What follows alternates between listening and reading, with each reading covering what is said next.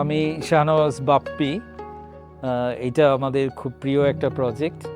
এটা আমাদের জাস্ট ক্যারিয়ারের শুরুর দিকে পাশ করার বেশ কিছুদিন আমরা বলবো যে ভীষণ লাকি আমরা, এরকম একটা প্রজেক্ট আমরা তখন পেয়েছিলাম করতে।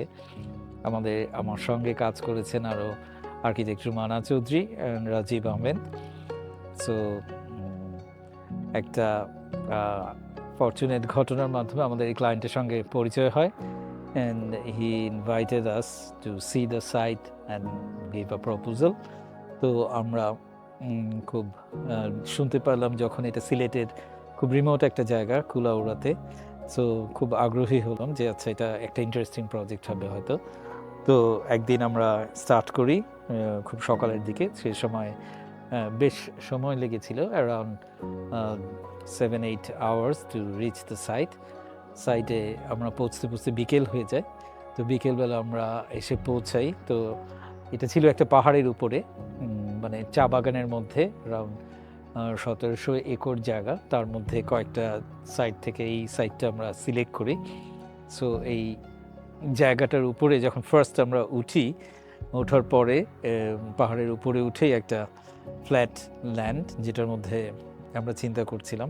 সাইটটা দেখে আমরা প্রথমেই আসলে বলবো যে ভয় পেয়ে যাই। মনে হয় যেন মানে এত সুন্দর একটা সাইট, চারপাশে এত অসাধারণ ন্যাচারাল এনভায়রনমেন্ট অ্যান্ড অ্যাম্বিয়েন্স, যেটার মধ্যে কিছু একটা করতে চাওয়াটা মনে হচ্ছে যেন কিছু একটা বড় ভুল হয়ে যেতে পারে। It could be very dominating, it could be very contrasting, bold, something which may dominate the site. সেটা আমরা চাইনি যে এরকম একটা সাইট এত সুন্দর লাগছিল, মনে হচ্ছে কিছু না করেই যদি এখানে থাকা যেত। বাট আমার যে ক্লায়েন্ট মিস্টার ডেভিড হাসনান, উনি ভিয়ালেটেক্স গ্রুপের একজন চেয়ারম্যান এবং বেশ ব্যস্ত একজন বিজনেসম্যান।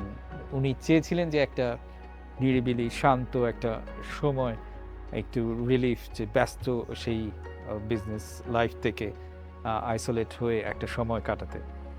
তো আমরা এখানে এই সাইটটা যখন দেখতে পেলাম যে ইটস দ্য পারফেক্ট ওয়ান, মানে এত চারপাশে কিন্তু কি করা যাবে। সো আমরা ওনার কাছে সময় ছিলাম। So he was very conscious এবং কিছুটা চিন্তাশীল এবং শিল্পবোধ সম্পন্ন মানুষ বলা যায়। তো উনি আমাদেরকে সেই সময়টা দিয়েছিলেন। We were lucky.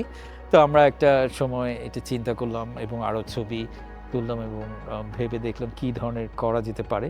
এবং অ্যাট লাস্ট আমরা যেটা ভাবলাম যে আসলে খুবই ট্র্যাডিশনাল বাংলো যেটা করা হয়, মানে সিলেট এবং চা বাগানগুলোতে অন্যান্য জায়গাতে, সেই রকম সেটার সঙ্গে মিল রেখেই আমরা একটা স্ট্রাকচার করতে চাইলাম, যেটা আসলে আধুনিক সুযোগ সুবিধাগুলো এর মধ্যে অ্যাকোমোডেট করা।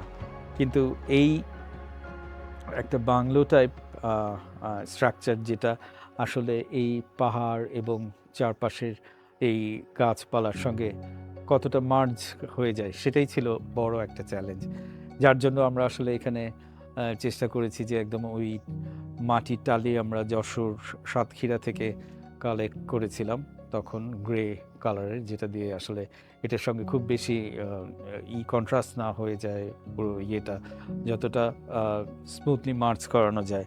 ব্রিকের ওয়াল এবং এখানে যে কিছু লিন্টেল ওয়াল যেগুলো ছিল, এটাতে আমরা কালার না ইউজ করে যতটুকু সম্ভব যে ন্যাচারাল স্ট্রাকচারটা বানানোর সময় কাঠের শাটারিংয়ের মাধ্যমে যে ন্যাচারাল কালারটা এসছে সেই কালারটাই রেখে দিতে। এবং কিছু ভিউজ আমরা দেখতে পাই যে এখানে নর্থ সাইডটাতে ছিল রিভার এবং ইন্টেরিয়র স্পেসটা ছিল বেশ কয়েকটা জোনে ভাগ করা, যেমন লিভিং এবং স্পেস, বেডরুমগুলো এই কয়েকটা ইয়েতে।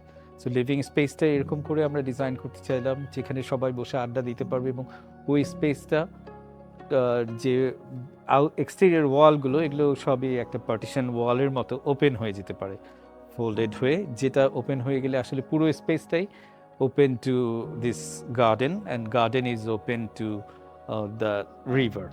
এবং মাঝখানে এই যে ইনফিনিটি একটা পুল করেছিলাম আমরা, সেই পুলের সঙ্গে। সো এইটা একটা কন্টিনিউয়াস একটা ল্যাঙ্গুয়েজ বা একটা ভোকাবুলারি তৈরি হয়, যে মানে আমি ইন্টেরিয়র স্পেসে বসেই নদীর সঙ্গে একটা ভিজুয়াল কানেকশনস অ্যান্ড এই চারপাশের কনটেক্সট এবং যে ন্যাচারাল অ্যাম্বিয়েন্সটা আছে গাছপালা এবং পাহাড়ের, যে পরিবেশটা সেটার সঙ্গে একটা ভোকাবুলারি তৈরি হয়।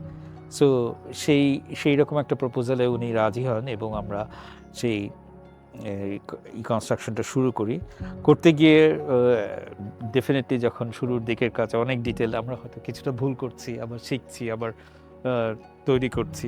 তো এরকম করতে করতে অ্যারাউন্ড 2008-9 দিকে প্রজেক্টটা কমপ্লিট হয় এবং এইটা করার পরে he was very happy about this site এবং উনি অ্যাপ্রিসিয়েটেড। এটা আমাদের সাইট টোটাল। এখানে আমাদের বাংলোটা সাইট মিনস যে অংশটায় বিল্ডিংটা ডিজাইন হচ্ছিল, এবং এই দিকটা হচ্ছে আমাদের নর্থ, এপাশেই হচ্ছে রিভার, এবং এই রিভারটা আমরা চাই যে এইখানে আমরা একটা লিভিং স্পেস তৈরি করি যেখানে ফ্যামিলির সবাই এসে বসবে এবং এনজয় করবে এই জায়গাটা, যেটা পুরোটাই আমরা এই ধরনের ফোল্ডিং পার্টিশন দিয়ে ওপেন করা যাচ্ছে, so that it could be open to the surrounding context. এবং এছাড়া আমরা এই পাশে যে রুমগুলো, এটাকে 4টা জোনে ভাগ করেছিলাম। দিস ওয়ার প্যারেন্টস, বাবা মায়ের রুম এবং কিডস রুম, এবং এই সাইডটায় হচ্ছে একটা অফিস এবং গেস্ট রুম। এদিক থেকে এটা এই নর্থ সাউথ হওয়াতে বেশ সুন্দর আমরা একটা ভেন্টিলেশন পাচ্ছিলাম। এইদিকে একটা ওয়েস্ট ফ্যাসাদে একটা কর্নার বেরিয়েছিল, এদিক থেকে আমরা একটা ভ্যালির মতো নিচে নেমে গেছে, যেখানে বসে আসলে বিকেলবেলা চা খেতে খেতে সানসেট, ওই খুব সুন্দর একটা দৃশ্য এখান থেকে এনজয় করা যেত। আর এই দিক থেকে এন্ট্রি একটা ইস্ট ফ্যাসাদে, এবং এই বেশ স্টেয়ারগুলো ছিল।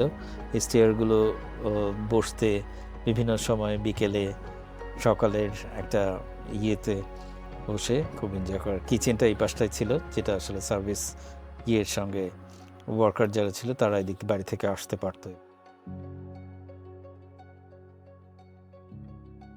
এছাড়া এই সাইটের চারপাশের কিছু ছোট ছোট ফিচার্স ছিল, যেমন ওয়েস্ট সাইডটায় মানে একটা কর্নার তৈরি হয়েছিল যেখানে একটা ভ্যালির মতো আছে, জায়গাটা খুব সুন্দর দেখতেছে। ওখানে আমরা একটা কফি কর্নারের মতো করা হয়েছিল যেখানে বসে মানে সানসেটটা এনজয় করা যায়। আর এছাড়া কিচেন এবং ব্যাক যে ফ্যাসিলিটিসগুলো সেগুলো আমরা অ্যাড করেছিলাম, এবং রুমগুলো কিছুটা জোনালি প্রাইভেসি মেনটেন করে একটু ইন্টারনাল সেপারেশন করা হয়েছিল। এই সমস্ত কিছু মিলে এই প্রজেক্টটা আমরা শেষ করার পরে এরকম একটা সাইটে আমরা বলবো যে আমরা চেষ্টা করেছি যতটা মিনিমালিস্ট একটা অ্যাপ্রোচে লোকাল মেটেরিয়াল এবং দিয়ে এই এনভায়রনমেন্টটাকে যতটা হার্ম না করে, যতটা ডিস্টার্ব না করে প্রজেক্টটা শেষ করা যায়। অ্যান্ড আনফর্চুনেটলি আমরা এখানে একটা অ্যাওয়ার্ডও পেয়ে যাই এটা শেষ করার পর, best young architect award Berger থেকে যেটা স্পন্সর করা হয়।